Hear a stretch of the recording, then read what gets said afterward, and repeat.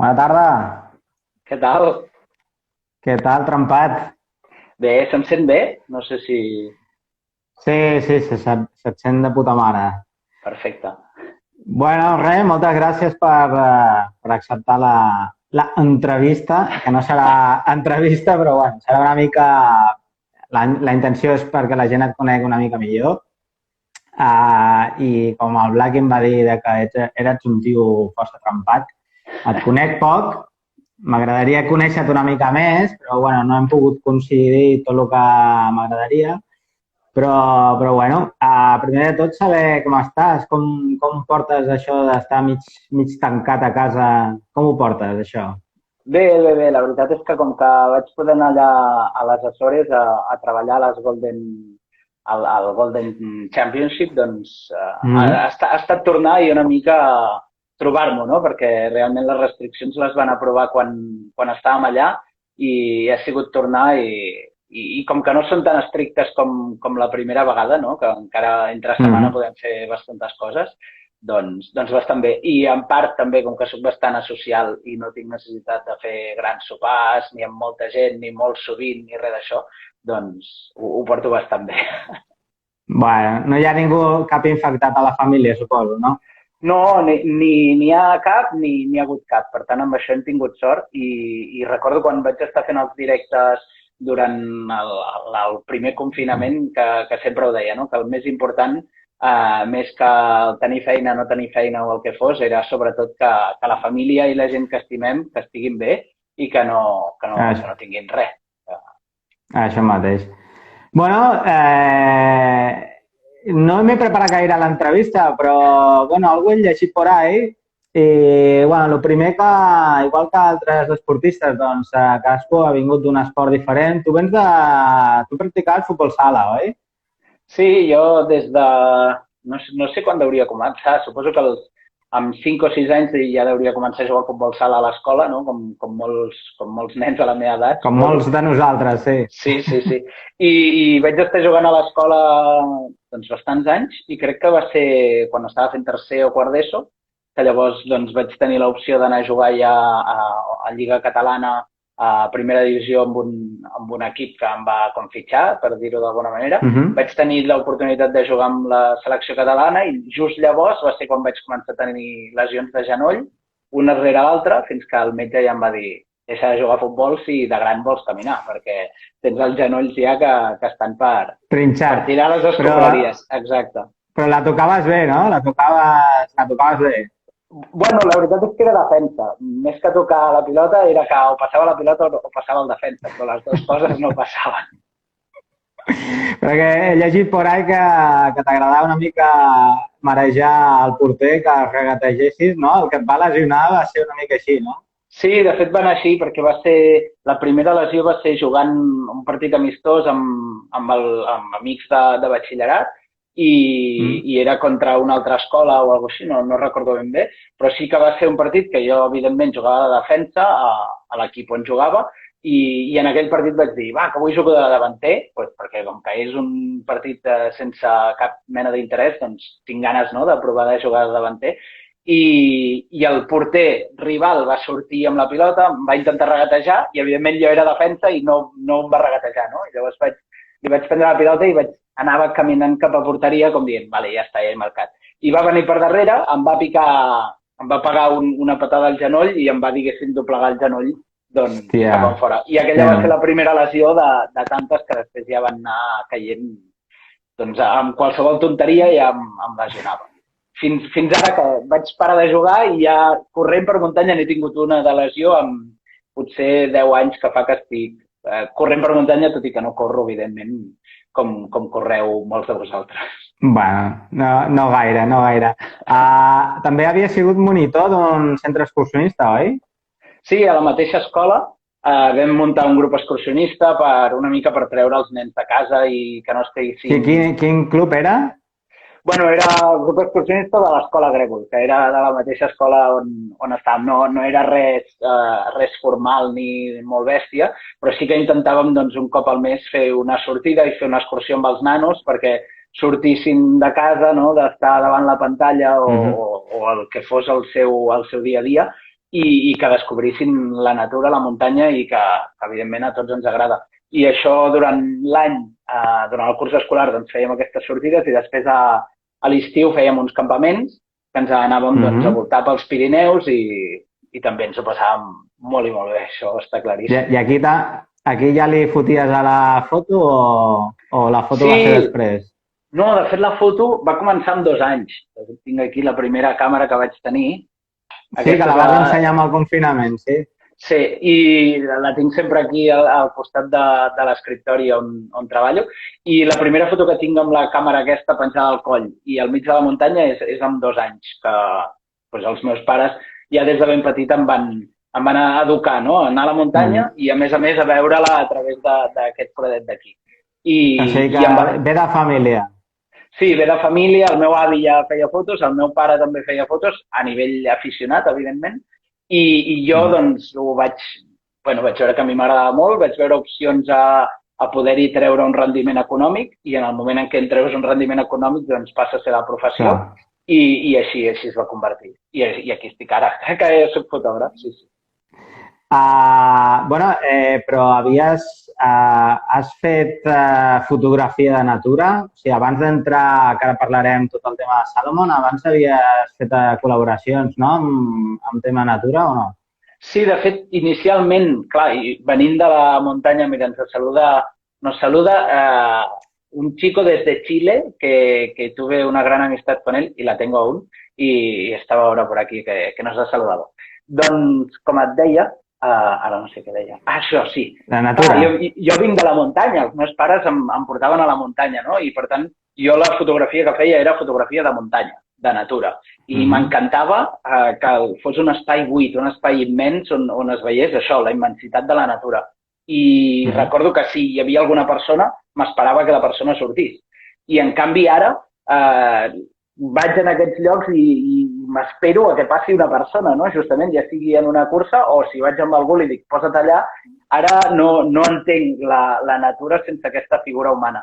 Entremig de tot això, vaig passar una època que vaig estar col·laborant amb un diari digital esportiu i vaig estar treballant al Camp Nou i cobrint entrenaments del Barça a l'època del Ronaldinho, del Deco i de tots aquests. I puc dir que vaig veure entrenar el Ronaldinho, que també és una gran efemèrides perquè era una època que ell no anava a entrenar.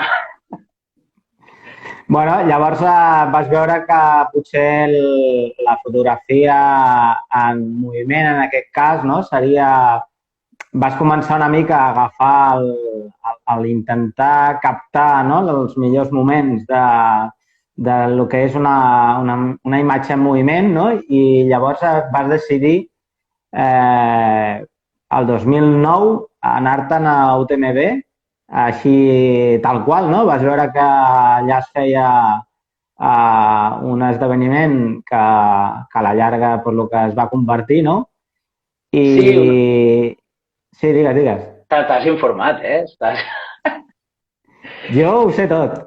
Està bé.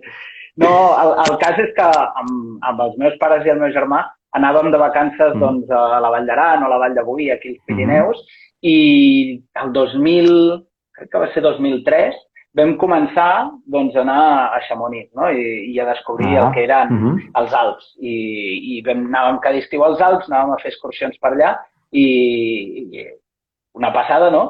I després un amic que tenim, el Carles Conill, doncs un any, no recordo ja quin va ser, potser va ser 2008 o no sé quin any hauria de ser, doncs corria una cursa que es feia allà, que era una cursa molt llarga i que es deia UTMB. I recordo que vam viure aquests moments previs amb ell a la cursa, nosaltres estàvem allà, anàvem cada estiu de vacances allà i allò, doncs, no sé, suposo que em va despertar ja una mica d'interès. Recordo que llavors ja vaig començar a buscar, estava estudiant fotografia, se'm va plantejar fer un reportatge fotogràfic a l'escola, era un treball més de l'escola, com tants d'altres, i vaig pensar, ostres, podria fer un reportatge fotogràfic d'això, no? D'una cursa o d'alguna cosa així. Va anar passant el temps, vaig anar a un Cavalls del Vent, coses sueltes perquè hi va córrer el meu germà i també aquest noi del que parlava abans, i amb el temps doncs, em vaig plantar el 2009 que estàvem allà a Chamonix, vaig escriure al Kilian i li vaig dir hola, sóc el Jordi, sóc un fotògraf, estic estudiant fotografia i res, que estic aquí a Chamonix, que estic de vacances amb els meus pares i que si vols podem anar a prendre alguna cosa. I ell, clar, va contestar i va dir, sí, doncs si vols veiem-nos. I vam quedar allà a Chamonix, justament al bar que hi ha a 15 metres de la línia d'arribada de l'UTMB, i allà doncs vam prendre, no recordo què vam prendre, però era un refresc, vull dir, no. I allà doncs va començar una amistat en la que aquell dia s'ha de dir que suposo que com que érem dues persones molt joves i que ens agradava molt el que estàvem fent, doncs vam connectar molt ràpidament. I d'aquella amistat va evolucionar molt ràpid i el 2010 va ser quan li vaig dir, ostres, et vull fer un reportatge d'una cursa, no? I per mi, no és per res. Vull dir, no veies en cap moment vas pensar ni molt menys d'entrar treballant per Salomon ni molt menys, simplement sí que perquè va sorgir així i vas dir, hòstia, vaig a fer-li perquè... O sigui, la meva pregunta anava una mica al per què vas trucar al Kilian, o sigui, suposo que devies veure que era un nano que potser tenia possibilitats, no?, de dir, perquè Kilian va començar a treure el cap al 2006-2007 amb esquí de muntanya i després ja va venir el tema del trail. Però una de les coses de la teva història i la sinergia amb el Kilian és que sense vergonya cap ni una d'apropar-te, que potser és el que a molta gent els hi passa, no? Que igual per la por aquesta de ui, que em dirà que no, ui, que tal, no s'atreveixen a dir o quedar i es pensen que hi ha aquestes persones, no?, que estan per sobre de tot i no són accessibles. I igual això et porta a la situació actual que tens, no? Sí, i això, jo una de les coses que valoro molt de la teva feina és que en el seu moment si vas dir, hòstia, mira, jo quedo amb el Kilian com si quedes amb Perito, no? Dir, vaig a trucar-lo i li vaig a oferir això. No? Sí, i ara dues coses que em venen al cap. Una és aquest morro, no?, d'anar amb morro i de dir, jo crec que he tingut molta sort a la meva vida en la part professional, he tingut molta sort, però està clar que la sort si no la busques, si no la surts a buscar, no la trobaràs. I això sí que jo suposo que aquest morro que sempre he tingut doncs ha fet que estés allà insistint, i és com quan et toca la loteria, no? A mi no em tocarà mai la loteria de Nadal perquè no compro mai números. Però si en compres, doncs tens possibilitats, no? Es tracta d'anar-hi. Això és com anar a la discoteca, no? La veritat, jo no he anat mai molt de discoteques, però sí, seria la idea, no? Vull dir, si et quedes a casa, està clar que no coneixeràs a ningú. Si no ho proves, està clar que no faràs res, no? Per tant, és aquest anar-hi i aquest provar-ho, no? I després l'altre és també que crec que... No sé si... Clar, això no ho sé perquè no ho he parlat mai tampoc ni amb el Kilian ni amb ningú, però crec que una de les coses que jo crec que és interessant és el com tractes aquella persona, i és el que tu deies, no? Doncs quedo amb ell com una persona normal, vull dir, no és ni superior, ni jo sóc inferior, ni res per l'estil. I l'altre és aquest tracte que fas amb aquesta persona que tothom el té superidealitzat i que jo sempre he intentat tractar amb tots els atletes amb els que he coincidit, ja sigui Kilian Jornet, Anton Krupika, Núria Piques, amb tothom, he intentat tractar-los com persones normals, no? I crec que ells són persones normals i sempre que els he tractat normal m'han respost com persones normals. Sí que, evidentment, m'he trobat atletes que els tractes com persones normals i potser se senten una mica més amunt. Llavors, sense cap tipus de problema, jo sempre soc molt directe i molt clar i els he dit calma't, saps? Perquè que se te'n va i que al final l'únic que fas és córrer per la muntanya, val? Vull dir, estem d'acord que parlant de futbol, el Messi és molt conegut i tothom l'idolatra, però l'únic que fa bé és xutar una pilota. Vull dir, cadascú fa bé les seves coses, sempre penso que tothom fa bé alguna cosa i una mica, no? Sempre he estat envoltat d'atletes que han tocat molt de peus a terra, que els he tractat així i que ells s'hi han sentit molt, molt còmodes, no? I jo també tractant-los amb ells així. Bueno, i després, entres a Salomon i aquí comences una sinergia brutal que et situa com un dels fotògrafs de referència en tema de curses a nivell mundial. Penses que t'ha ajudat en la teva carrera, no?, professional l'haver estat dintre de Salomon, o penses que si no haguessis entrat dintre de Salomon t'hagués costat una mica més ficar-te en aquest mundillo? Sí, segur, home, que m'hagués costat, això està claríssim. Abans que m'has preguntat si jo ja anava amb la idea d'entrar a Salomon, sí que a Salomon hi havia un fotògraf que era fotògraf i era el coordinador de l'equip de Salomon Alemanya, que es deia Stefan Gripmaster, i que jo el tenia, aquest sí que el tenia idolatrat, no? Perquè al final és el que a mi em toca, no? Jo volia ser fotògraf i era el fotògraf de Salomon. I el vaig conèixer, de fet, a la UTMB del 2010, i una mica l'esperit aquest de dir, ostres, jo vull ser com ell, no? Jo vull treballar del que treballa ell, estar a la muntanya fent fotos en aquests que van a córrer per la muntanya. Crec que el fet d'entrar a Salomon, evidentment, m'ha obert moltíssimes portes, i més encara amb la visibilitat d'avui en dia de les xarxes socials. Mira, diu ara el Gerard Morales, el Blacky, que és el que ens ha enganyat per estar avui aquí tu i jo, I crec que sí, que evidentment el fet d'entrar a Salomon m'ha obert moltíssimes portes, com també segur que algunes me les ha tancat, no? Perquè segur que la gent es pensa que soc un fotògraf que només sé fer fotografies a la muntanya, no? I en canvi ara, doncs, que toca una mica obrir nous camps, doncs estic fent fotografia d'arquitectura, fotografia de producte, una mica tot, no? Tot el que... Mira, ja comencen, Viva, però que viva lejos. Ara entrarem. Sí, això, que crees una sinergia brutal amb Salomon, t'hi quedes, t'ofereixen, suposo, un contracte o no sé com va això, si t'ofereixen un contracte de llarga durada o vas veient cada any, com funciona l'entrada dintre d'una empresa com Salomon? Sí, una mica la idea...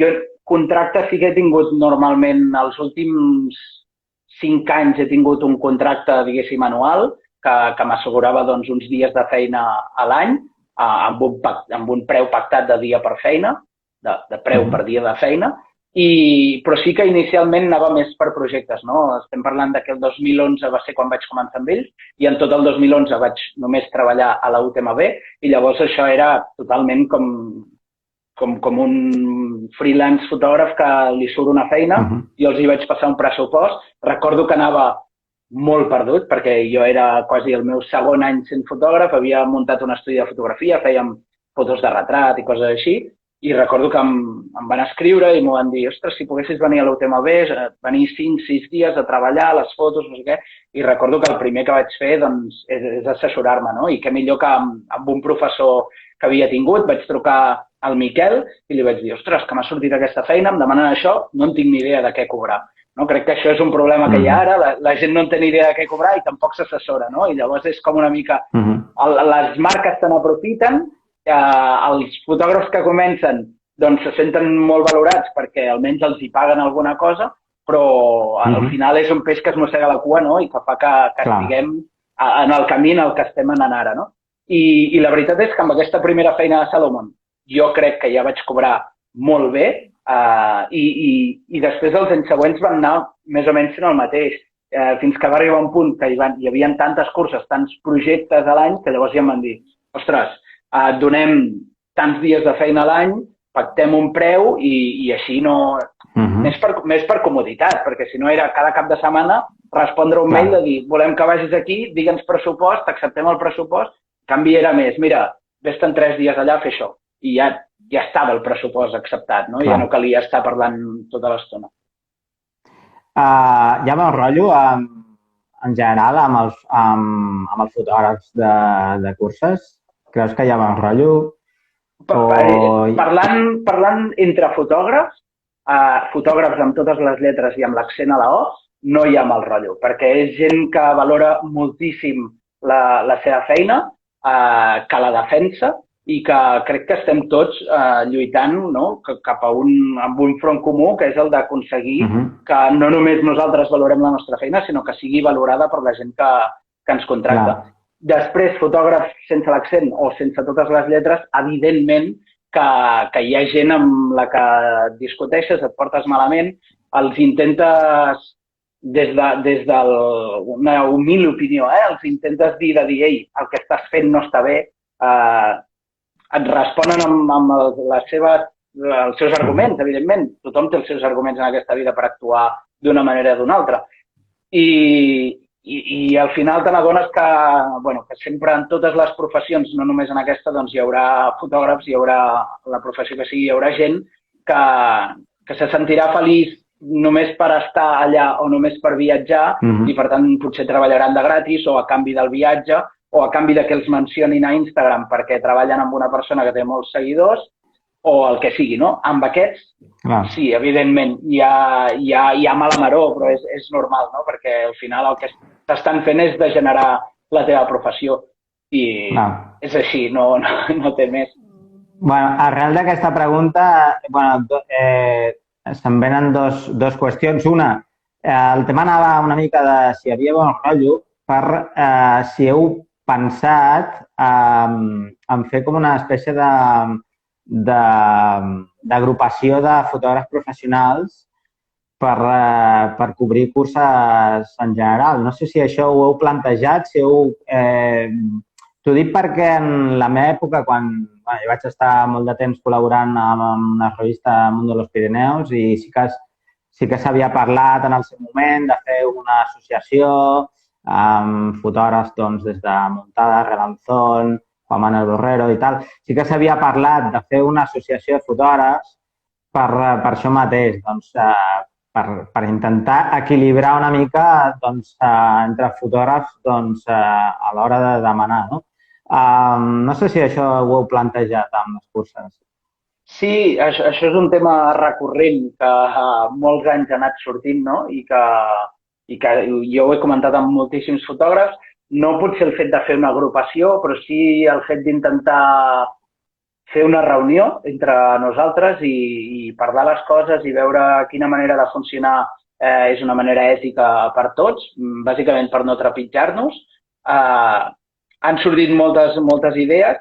L'únic és que, ostres, a vegades et desanima quan llavors de cop veus que m'ha passat, parlar-ho amb gent i que sí, i que de cop el mes següent et claven una ganivetada a l'esquena i et roben un client perquè directament escriuen a aquest client i diuen puc fer-te el mateix que fa el Saragossa per 200 euros menys, no? Vull dir, quan parles amb gent intentes fer alguna cosa, no? Per dir, ostres, hem de solucionar això perquè ens estem fent mal entre nosaltres. I de cop et passa això, doncs fa que una mica diguis, bueno, això és la selva, no? Doncs ja us ho fareu quan el dia que les coses no vagin bé i llavors ja veurem a veure què fem. Però ara, de moment, suposo que com en totes les professions. Sí, suposo que tota...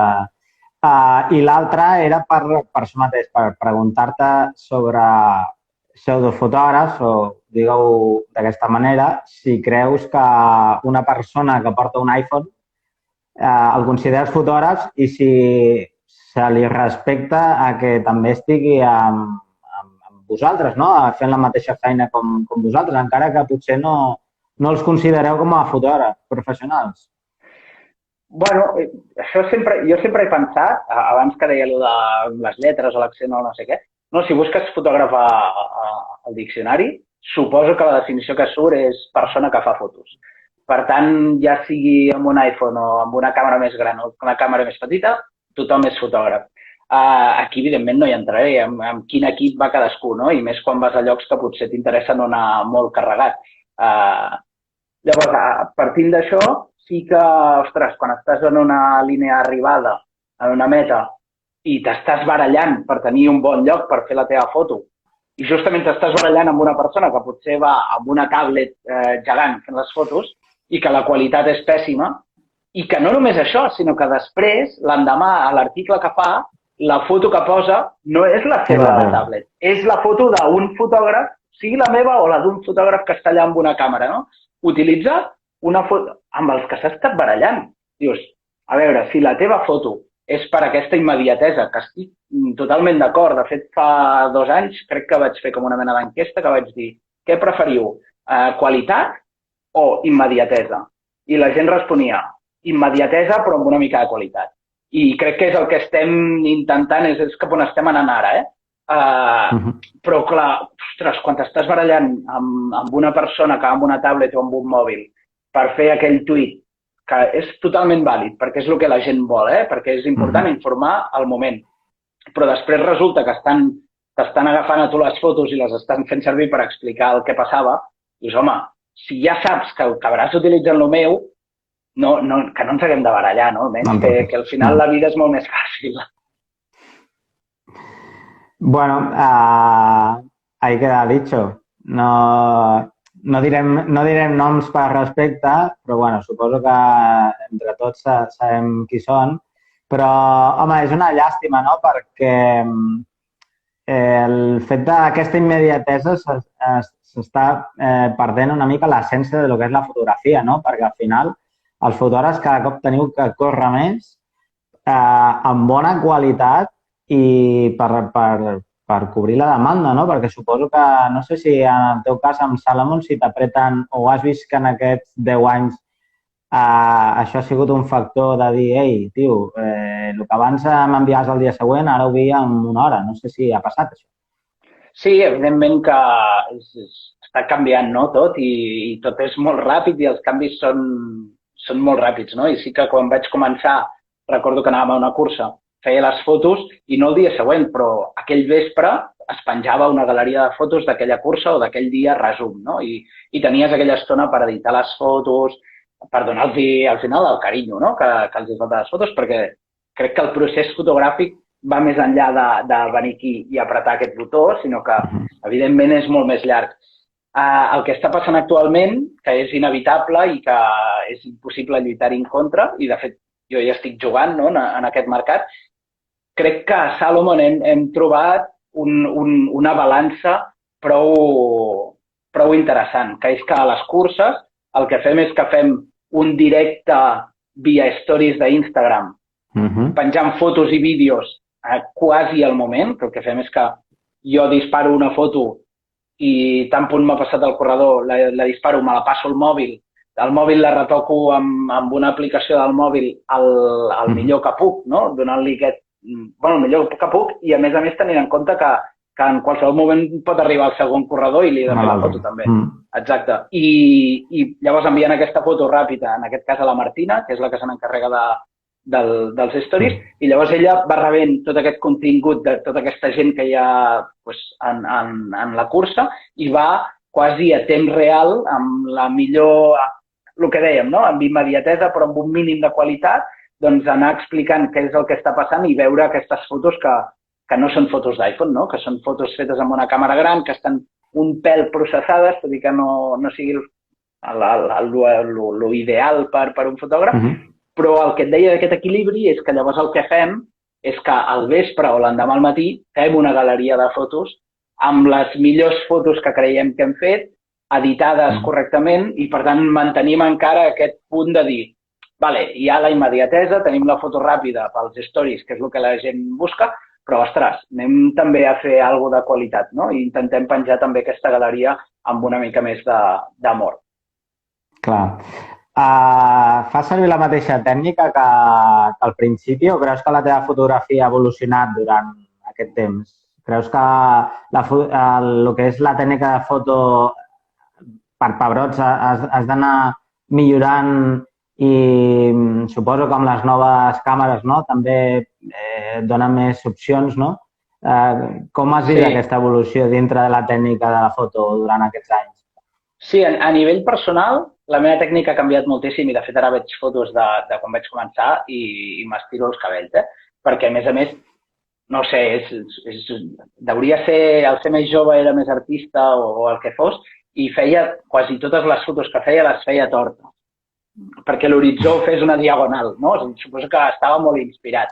I amb el temps això ho he corregit, no? Ara fico la càmera recta. Això és, evidentment, l'estil ha anat variant, m'he anat formant, suposo, el meu propi estil, que crec que això és una cosa que tots els fotògrafs haurien de fer, no? Al principi sí que veus moltes fotos de molts fotògrafs i intentes empapar-te d'allò i fins i tot copiar-ho, no? Perquè al final és el que t'ajuda a aprendre, a base de copiar. Sempre ho dic, els nens quan gategen per casa es fiquen a caminar segurament perquè ho copien dels pares i perquè veuen que dir, ostres, vaig a copiar, i així és com aprenem. Però crec que sí que és molt necessari que a la llarga, després de copiar i d'haver après i de tenir una tècnica, és important també generar el teu propi estil. Crec que, per tant, amb els anys doncs, sí que ha canviat el meu estil i segur que seguirà evolucionant.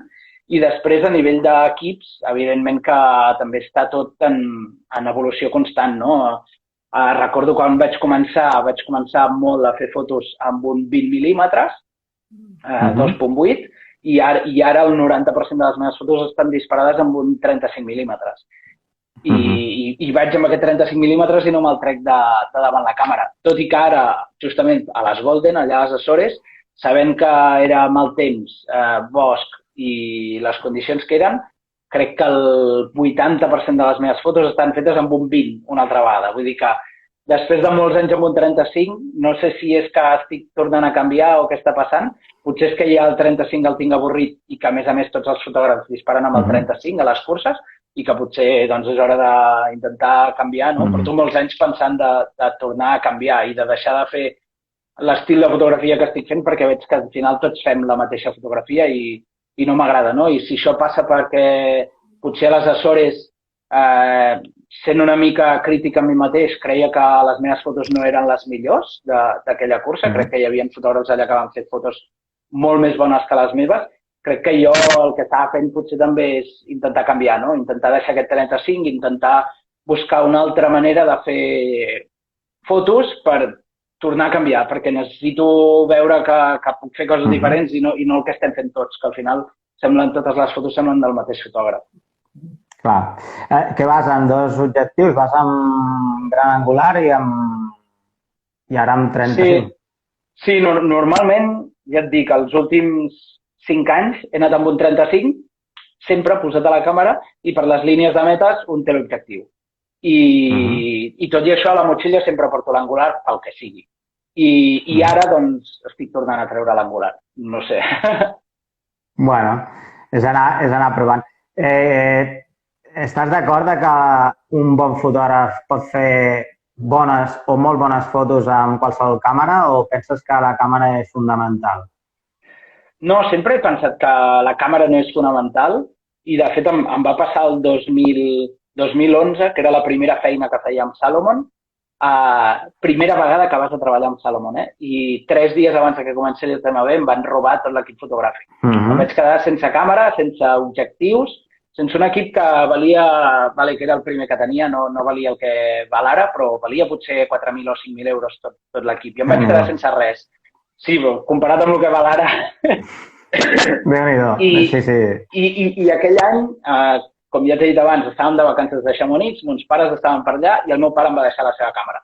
Evidentment no era una càmera, no estem parlant d'un equip de 4.000 o 5.000 euros, estem parlant d'una càmera que potser valia 700 euros i vaig fer la meva primera feina amb Salomon amb una càmera de 700 euros. No? Jo sempre havia dit la càmera no fa el fotògraf, no? És la visió, és l'ull, és molt romàntic i això, però aquell any em va tocar dir, vale, doncs si ja que ho dius, ara menja tu i demostra-ho, no?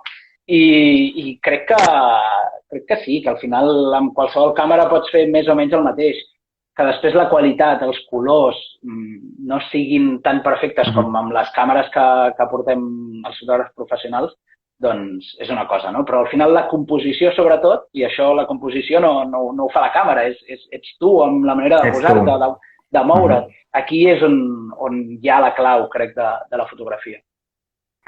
Mira, el David Serraima pregunta que com seguirà evolucionant la fotografia esportiva com a tal, que quina és la següent. Doncs a saber, no? Perquè al final és molt difícil. Jo crec que en un futur la fotografia esportiva en el món de la muntanya, estem parlant, crec que les càmeres aquestes grans que portem desapareixeran, perquè els mòbils seran tan potents i és que no caldran amb una càmera així, no? Perquè realment amb un mòbil ho podràs fer i, de fet, actualment fas una foto amb un mòbil que, ostres, que fa goig, no? I crec que va per aquí, crec que va per anar cada cop amb coses més petites, més, que no més barates, perquè els mòbils cada vegada seran més cars, però crec que, no ho sabem, hem de pensar que fa, no sé quants anys fa, però potser fa 15 o 20 anys, que jo en tenia 10 o 15, anàvem amb una cosa en els ordinadors, que eren els disquets aquells quadrats, Hòstia, sí. que hi cabia mitja mega. Eren de 512K. I ara anem amb, no sé, tinc aquí, anem amb coses així, amb això que hi cap una tera, saps? Vull dir que realment l'evolució és molt ràpida i és exponencial. I per tant, cap on anirà és difícil de saber, però mentre ens hi anem adaptant, anirem sobrevivint. Bueno, no sé si aquí els que estan connectats els hi sembla massa toston parlar de fotografia perquè igual és pensant alguna més salseo. Va, fotré una pregunta d'aquestes de salseo. Jo seré lliure de no contestar-les, Tu t'has declarat obertament independentista. Això està claríssim i ha quedat reafirmat a les xarxes socials i ho has dit 1000 vegades. Tu creus que això t'ha tancat més portes de les que t'ha obert o penses que no tindria res a veure o tindrien que valorar més la teva feina com a fotògraf que pel fet de ser independentista? Sempre he pensat que una persona l'has de valorar per la feina que fa si la contractes per aquella feina, no per les seves idees. Això, per començar. Que m'hagi obert més o menys portes, que me n'hagi tancat, està clar que me n'ha tancat, perquè estem en una societat on tu pots ser independentista, però no t'interessa estar envoltat de persones que expressin les seves opinions quan es tracta justament de política, no? I es veu fàcilment quan un esportista diu alguna de política i li diuen dedícate a correr o dedícate a xutar una pelota o el que sigui, no? Sembla que són esportistes o fotògrafs, a mi també m'han dit, i he rebut missatges d'Instagram d'aquests directes amenaçant-me. No diré d'on, perquè sé molt bé d'on i sé molt bé el que em deien, no? Però em deien, cuando vengas aquí te vamos a encontrar. Bueno, és una pena, no? Perquè sembla que el fet de ser fotògraf o ser atleta o tenir seguidors a Instagram sembla que hagis de callar i sembla que no votis a les eleccions. I al final votes igual que tothom. Per tant, pots tenir... No és que pots tenir, és que has de tenir la teva opinió política. I poder-la expressar o no, sí que... Bueno, sempre crec que estem envoltats de molta gent que calla per por a això, a perdre, a tancar portes, obrir portes o el que sigui. I crec que és una pena, no? Perquè al final t'envoltes de gent que potser pensa igual que tu, però quan expresses les teves opinions no et recolza, no? I calla, i després sí que t'envia un missatge privat i et diu estoy de acuerdo contigo, me parece bien que expreses tu opinión, però crec que és important recolzar-la sense més, no? Si tots opinéssim sense més i tots els jugadors de futbol, tots els atletes diguessin el que pensen, tant els que estan a favor d'una cosa com els que no, Vull dir, es normalitzaria i ja està. El problema és que la gent calla. I el callar sembla que llavors el que parla, sembla que se'n va, no? Sembla que se'n va. Però bueno. Des de Salomon t'han dit alguna cosa o no? O t'han respectat? No, mai m'han dit res. Sí que sempre he treballat amb Salomon Internacional i suposo que amb ells això els queda un pèl més lluny i mai... Sí que sopant amb ells o coses així, amb el meu jefe, vull dir, jo he parlat amb ell i li he explicat quina era la situació aquí i m'ha preguntat i tant amb atletes d'arreu del món els he explicat què és el que estava passant aquí sense anar més lluny. Fa 1 o 2 anys enrere jo estava amb atletes i els deia, bueno, és que a Catalunya tenim gent que està a la presó perquè vam ficar unes urnes, no?, i vam anar a votar i estan a la presó. I, ostres, què dius, no? I de fet recordo abans de l'1 d'octubre que deien, però ostres, per què voleu la independència, no? Perquè al final, ostres, en aquests moments que tot està tan malament, doncs com més junts estiguem, millor. Això parlant de fora, estranger, totalment. I jo els deia, bueno, perquè el tema no és el per què o el per què no, el tema és volem veure si volem o no, no? I de fet només volem votar, parlant de l'1 d'octubre, no? Jo els expressava, evidentment, les meves opinions per votar que sí. I ells, doncs alguns les entenien i alguns no. passat l'1 d'octubre, de fet el dia 2 o el dia 1 a la nit, jo vaig rebre missatges d'amics, d'atletes, de gent de tot arreu, que em deien, vale, ara t'entenc, ja sé per què vols això, no? I ja sé per què ho esteu defensant. I realment, bueno, crec que és evident i ja s'ha dit a tot arreu, que ens fotessin les hòsties que ens van fotre va anar de conya perquè tothom veiés que estem en un lloc que la gent se li va una mica la flapa. I, bueno, al final, això, no? Vull dir, jo sempre ho he parlat obertament, he defensat les meves idees, me les han contrarrestat, no? I al final això és el més bonic, no? El poder discutir amb gent tant d'aquí com d'allà, doncs, el per què sí, el per què no, i poder-ho parlar sense arribar a les mans. Tant els d'allà com els d'aquí, bueno, la setmana passada li comentava al Blaqui, no? Perquè per mi va ser greu, no? Que si volíem ser exemple, el que va passar a l'Ultra Pirineu l'any següent, l'any 2018, amb el Luis Alberto, jo penso que també per dos gilipolles, perquè al final eren dos gilipolles, la imatge que es va donar fora. Tu què opines de lo que va passar el 2018? El que opino és que d'ineptes n'hi ha a tots els cantons. Vull dir, i això en tenim aquí, en tenim... Per això deia que tant és... Fem un esforç aquí per explicar, perquè la gent ho entengui i tal, i després es desmarca una gent amb una prova que sabien que era mediàtica per anar a tillar una persona, un professional que pot tenir les seves ideologies que vulguis, però clar, no era el moment tampoc. No sé si vosaltres... Tu estaves de fotògraf a Ultra Pirineu 2018, no sé si va parlar molt d'aquest tema.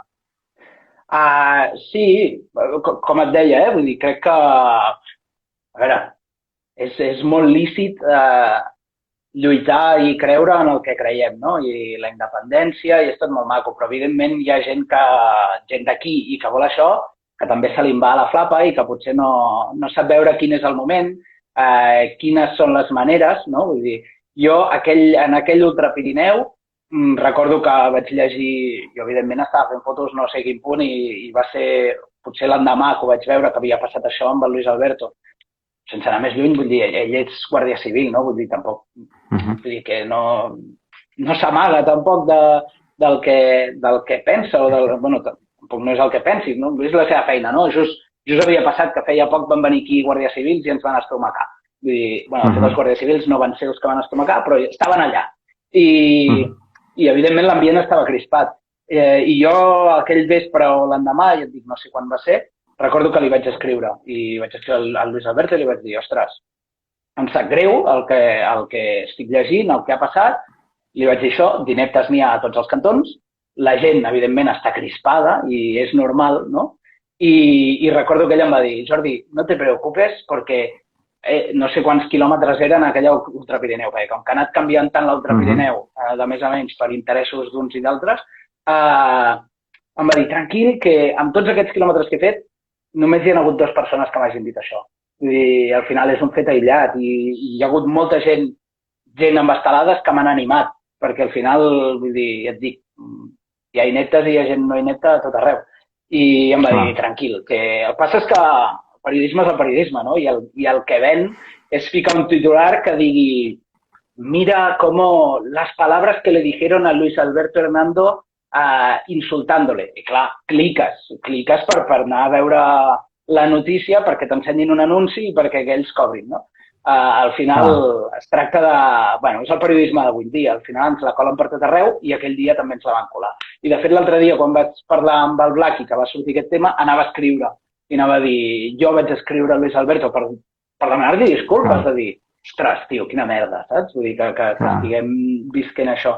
I em va dir això. I no us ho vaig escriure perquè al final estava escrivint aquí una parrafada que vaig dir, és igual, no ho escriguis, però al final hi ha gent per tot.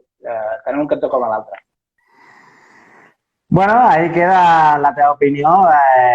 Penso que te la tenia que tirar perquè, bueno, tu vas estar, tu vas com a fotògraf, no? Com a professional i com a persona propera, no? Luis Alberto, en aquest cas, doncs, veure que penso això, no? Que van tenir una oportunitat i per culpa de dos doncs, la cosa es va posar com es va posar i... A veure, canviant de registre, estàs satisfet de totes les feines que has fet o creus que en alguna feina, alguna cursa que has cobert has dit avui no he tingut el dia? Bueno, sense anar més lluny, t'ho he dit a l'inici de l'entrevista, t'ho he dit, no? Crec que a Açores no, les meves fotos no van ser les millors i ja et dic, potser és perquè estava intentant buscar canviar de registre o utilitzar un equip diferent, no? Per fer coses diferents. Potser van ser les condicions climàtiques que eren nefastes i va haver el primer dia que ho vaig passar molt malament, però crec que mai ho havia passat tan malament en una cursa. No sé ben bé el per què, no? Però realment d'aquella feina sí que, evidentment, amb els anys tens feines amb les que no quedes satisfet, no? Però també és allò que diuen també en córrer i amb tot, no? Mentre donguis el millor de tu i ho intentis, ningú et podrà retreure res. Després les coses surtin millor o pitjor, doncs són factors, no? No sempre, no són màquines i no pot sortir tot sempre perfecte, per tant és normal. Ets molt autoexigent amb tu mateix o penses que dius, mira, avui no ha sortit gaire bé, però bueno, he pogut entregar la feina? No, soc molt autoexigent. De fet, a vegades crec que massa i tot, no? Perquè ho soc. I de fet crec perquè estimes la teva professió, potser. Bueno, i perquè vull que les coses surtin bé, no? I quan comença una cursa i estem allà a la línia de sortida i miro així al voltant i veig 30 fotògrafs, penso, avui tu has de fer les millors fotos de tots els que estan aquí. I al final és la competició que tenim els fotògrafs entre nosaltres, no? Tothom vol tenir la millor foto d'aquella cursa perquè és com... No? Igual que els atletes, som competitius nosaltres també.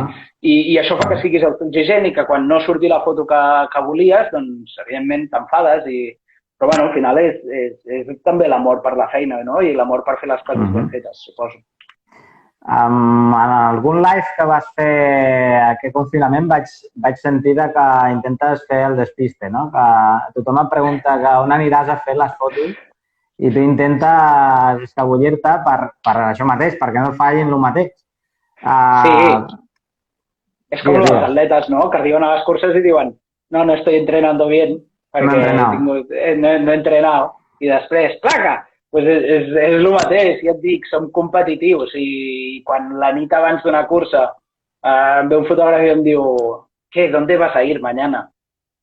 Pues no lo sé, sempre responc, no lo sé, no lo he mirado. O tengo algunas ideas, pero no sé aún. Lo decidiré mañana mismo.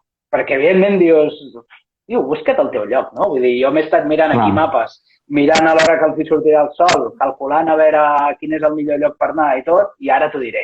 Ala, vés i busca tu. Tàctica de volataire, diu el Blanqui. No puc llegir aquests comentaris, perquè això és molt rudimentari. Hauria de tenir ara un mirall per ensenyar-t'ho, però estic aguantant el mòbil com amb un d'això de posar els llapisos i amb unes tisores davant perquè no caigui el mòbil endavant. I llavors, com que tinc les tisores, veig traços i llavors hi ha moments que vaig fent així i és per llegir. Però bueno. Vale. La teva millor foto, aquella que dius, hòstia, no per espectacular, sinó per dir, hòstia, era el que he somiat, que m'ho he preparat de dir, hòstia, que el que has dit, no? Que sortiria el sol per aquí tal i qual i ha sortit perfecte. Quina foto et quedaries? Vols la resposta d'entrevista o la resposta bona? Les dues. La resposta d'entrevista és la millor foto, la que somio, és la que faré demà. Això és el que has respost, saps? Que bonito. Sí, perquè sempre es diu, no, la millor és la que està per venir. Si intento fer memòria, hi ha moltíssimes fotos que he fet de les quals m'estic molt orgullós i que a més sé que darrere hi havia una preparació i que al final va sortir com volia que sortís i crec que la primera que em ve al cap ara mateix, a més sense dubtar-ho perquè és la primera que m'ha vingut, és, i podrem tornar a temes dels que hem parlat abans, és la del Pau Capell de l'any passat a UTMB. Perquè, sí, va ser l'any passat, no? Sí. Perquè veníem d'un inici de setmana d'UTMB en el que UTMB, pels motius que fos, perquè aquest món és un negoci i tothom intenta treure'n diners, doncs ens va prohibir a la gent de Salomon per no pagar el que s'havia de pagar, que eren 25.000 euros, poder fer fotos a les curses. Després ens van dir que sí que podien fer fotos però que no les podien publicar. Després ens van dir que sí que podien fer fotos i que els atletes les podien publicar, però no Salomon. Al final va ser una setmana molt convulsa, no? I en aquell UTMB en el que jo podia anar a fer fotos, però Salomon no podia publicar res, jo en teoria no podia publicar res, però els atletes sí que podien, en un UTMB en el que, a més, la reglamentació, igual que en una cursa d'aquí a Catalunya que fa poc ho vaig tirar via Twitter, deia que totes les fotos que fessin els fotògrafs acreditats per la cursa, la mateixa organització podia demanar aquesta foto per lliure ús del que volgués l'organització. En aquell UTMB i amb totes aquestes condicions vaig dir, vull fer la millor foto d'aquest UTMB, perquè sé que no la podrà publicar ningú, vull que sigui la millor perquè UTMB no me la podrà demanar perquè jo no estic acreditat i per tant hi havia molts factors que em tocaven molt els ous. I recordo que m'ho vaig mirar bé, vaig calcular i vaig dir, ostres, amb la nit estrellada com hi ha, perquè mira que UTMB n'he cobert i molts m'ha plogut i era una puta merda. Però amb la nit estrellada que hi ha, m'ho vaig mirar i vaig dir, ostres, si vas en aquest punt, el Pau passarà per allà cap a les 3-4 de la matinada i a darrere tindrà el massís del Mont Blanc vist des d'Itàlia, les estrelles estaran totes allà, perquè normalment hi són, i m'ho vaig preparar molt bé. Vaig pujar fins allà, fins a la localització, vaig preparar els flaixos, vaig fer 1001 proves i quan va passar el Pau, és com a les bodes, com al moment que et fiques l'anell. O fas la foto de quan li fa el petó o el perds. I allà va passar, vaig fer les fotos i va quedar rodona la foto, no? I estic molt orgullós d'aquesta per tots aquests motius que hi ha al voltant de la foto i també per la dificultat tècnica de la mateixa foto, que evidentment no era fàcil aconseguir-la amb la primera, no? Amb el primer corredor que et passa. Quan vas fent proves i el desè corredor que et passa et surt bé, dius, vale, perfecte, però és que ho volia amb el primer, no? I llavors, ja et dic, aquesta potser és de les que estic orgullós. Pregunta que com vas fer aquella foto. Bueno, ho estàs explicant, no? Sí, bueno, bàsicament eren dos flaixos, una davant i una darrere. De fet, la foto té trampa perquè són dues fotos, evidentment, perquè si no és impossible fer aquella foto. La càmera estava en un trípode, un flaix a davant i un flaix a darrere per on passava el Pau. Vaig disparar el Pau just quan estava al mig del meu enquadre. Dels dos. Sí, dels dos flaixos. Tenia llavors la llum perfecta al Pau, el Pau superben congelat, la posició em va encantar. I un cop ja havia passat el Pau, sense tocar la càmera de lloc ni res, vaig fer una llarga exposició per poder tenir la informació de les muntanyes, de les estrelles, perquè el que no volia, evidentment ho hagués pogut fer, és fer una llarga exposició i tenir la típica foto que es veu al frontal, es veu la llum com es va avançant, no? I al final hi ha el flaix i tens això de llum, però jo volia el corredor, no? Sense res de ni merdetes d'aquestes ni res. I llavors, doncs, la manera de fer-ho eren dues exposicions i llavors això. Vaig fer-ne una segona doncs, per les estrelles i tot, i vaig baixar d'allà i tampoc vaig arribar al cotxe, vaig descarregar la foto a l'ordinador, vaig muntar les dues fotos, que vaig trigar 5 segons, perquè al final era la mateixa foto, era el mateix enquadre, la càmera no s'havia mogut i era molt fàcil de fer, i ja vaig tenir la foto, no? Llavors ja... I vas trempar. Ja la tenia. I ja està, i vaig dir... I vas trempar, ja he fet la feina, ja me'n puc anar a dormir. Perquè, a més, anava sol, perquè anava més de mitja hora del Devenar, o sigui que encara vas tenir la... Bueno, no sé si el muntatge et va donar temps de fer el muntatge i fer la foto al Devenar o ja vas agafar i te'n vas... Sí, no, em vaig quedar per allà. Evidentment, com que havia pujat fins allà, em vaig quedar una estona també per fer fotos i també, de fet, vaig esperar a les noies de Salomon, que al final doncs, ni que no les poguessin publicar ni les poguéssim utilitzar doncs, per poder-los passar les fotos, no? I vaig poder fotografiar la Courtney, que també evidentment, va guanyar la UTMB, però, evidentment, ja amb sol i tot, perquè eren hores més tard. Vull dir que em vaig quedar per allà. I, de fet, evidentment, darrere de cada foto, en una ultra, hi ha 1.000 anècdotes, I darrere d'aquesta, evidentment, també. I recordo que vam conduir fins al pàrquing per començar a pujar, havia calculat això, que passaria a les 3 o a les 4 de la matinada al Pau i potser vam aparcar allà al pàrquing, que eren les 12 de la nit. I jo vaig dir, a veure, què trigo en pujar? Trigo anant tranquil, perquè no vull suar, trigaré 3 quarts d'hora. Vale. I vaig dir, doncs dorm 3 hores o 2 hores i mitja i llavors surts, puges, que tinguis temps de trobar el lloc on vols fer la foto exactament, muntar els flaixos, fer les proves i tot. I sí, em vaig ficar a dormir al cotxe. I de fet estava amb el de vídeo de Salomon. I després de córrer. I després, sí, va sonar l'alarma, mira, ja és l'hora, vaig ficar-me a l'alarma 10 minuts abans, evidentment, per no, allò sempre anar amb temps, i el primer que vaig fer va ser mirar el track del GPS de veure per on anava el Pau. I vaig carregar el track i el Pau anava molt per davant del que havia d'anar. I vaig dir, merda, que no arribo, saps? A veure si ara... Total, que la pujada aquella que havia de fer en 3 quarts d'hora em sembla que vaig fer en 20 minuts, vaig fotre la suada del segle, vaig fer les proves de flash i vaig preparar tot amb un temps rècord i després resulta que el GPS anava malament i vaig estar allà una hora esperant que el Pau arribés. Però bueno, al final, ja et dic, anècdotes sempre n'hi ha darrere de cada foto.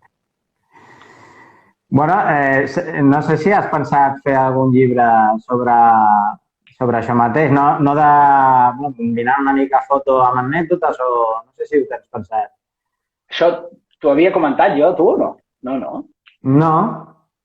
Perquè hi ha molt poca gent amb la que ho he comentat i que sí que evidentment... Ojo, exclusiva! No, és una cosa que em fa molta il·lusió perquè justament l'any que ve, bueno, aquest any farà 10 anys que vaig començar a fer fotos al Kilian i per tant és una excusa perfecta, no?, per dir 10 anys fotografiant curses de muntanya o no sé com ficar-ho i ficar com una mica les millors fotos, ensenyar les curses a les que he estat perquè evidentment aquesta feina m'ha donat l'opció de viatjar moltíssim i de recórrer món i evidentment d'explicar anècdotes, no?, perquè sempre n'hi ha i les tinc aquí, vull dir, és brutal. De fet, la idea del llibre era també una mica, no, jo recordo el meu avi que m'explicava històries com tots els avis, no? I explicava històries de com al seu pare li va passar això, allò, i són anècdotes brutals i és una mica un llibre de dir, bueno, tinc 32 anys, però puc fer un llibre que puc explicar ja anècdotes que segurament seran les que explicaré en els meus nets, no? Vull dir que... I una mica la idea és aquesta, és fer un llibre d'avi explicant anècdotes i aventurilles que he viscut amb uns i amb altres. Molt bé. Hòstia, no sé quan portem ara. Hòstia, Déu-n'hi-do, una hora. Crec que els lives els han allargat ara i pots fer 4 hores, però no estarem 4 hores. No, perquè després això ho penjarem a YouTube i a d'allò i després la gent no s'ho mira. Jo, mira, sempre dic mitja hora i però mira, hòstia, és que tenia moltes ganes de parlar amb tu i de foto estaria aquí tota la tarda. O sigui que queda pendent. Faré com tu vas fer amb el Kilian, et convidaré un dia a un cafè quan puguem. Això. I xerrarem largo i tendido sobre tècniques de foto perquè ho he tocat de prop. Jo tema foto no ho he tocat, però sí que he treballat amb fotògrafs professionals de fotografia de natura i més força interessant. Va, l'última. Aquest confinament, bueno, hòstia, ara ho veiem com que ha passat moltes coses molt seguides, no?, en poc temps. I, clar, la primera record que a mi m'entra sobre el confinament va ser la gran idea que vas tenir tu junt amb l'Albert Jorquera per fer el Joan Corono i que va ser tot un èxit al final, perquè va ser la primera a nivell mundial, penso, que us va acudir de fer aquesta bogeria que a mi no em vau enganyar. No vaig fer res de passadís, perquè el meu passadís, igual que el del Blackie, és molt petit i no me dava. No em donava, però, hòstia, com se us va acudir aquesta idea de dir, hòstia, estem tancats a casa, això no ha passat mai a la vida i alguna cosa hem de fer? Sí, una mica la idea, jo sent sincer i de fet sempre ho intento ser, la idea no va sortir de mi i de fet a mi me la van donar feta, no? Ostres, volem fer això. Jo evidentment no vaig participar en la generació de la idea, no soc cap ideòleg ni cal que se'm fiquin allà en els crèdits com a el que inventó el Yo corre en casa. Però sí que quan m'ho van comentar, crec que va ser arran d'una conversa a Twitter, i va entrar llavors el Jorquera, es van aliant, ho van parlar entre ells, es van aliant, i a mi em van dir que volem fer això. I la meva part va ser de dir, ostres, això ho hem de retransmetre en directe perquè serà divertit. I en part perquè era una manera de reinventar-se, no? De dir, doncs mira, puc fer directes per si alguna empresa ho necessita. I junt amb la meva parella, amb la Maria, doncs vam dir, nosaltres ens encarreguem del directe, no? I la meva parella és dissenyadora gràfica i ella se'm va encarregar, diguéssim, de tota la part gràfica, de dissenys i això, i em va ajudar amb la retransmissió al live, perquè, evidentment, són moltes pantalles i són parlar per WhatsApp amb la gent que ha d'entrar en directe i, evidentment, un no dona a tot i, per tant, ho vam fer conjuntament. Suposo que també el viure junts doncs, fa que les coses les puguis fer junts. I ja et dic, la idea no va sortir a mi, sí que va sortir la idea de fer el directe des d'aquí a casa i després s'ha ficat, no?, que els ideòlegs som tots, però una mica crec que els ideòlegs van ser bàsicament el Tòfol, el Pau i l'Albert Jorquera, bàsicament.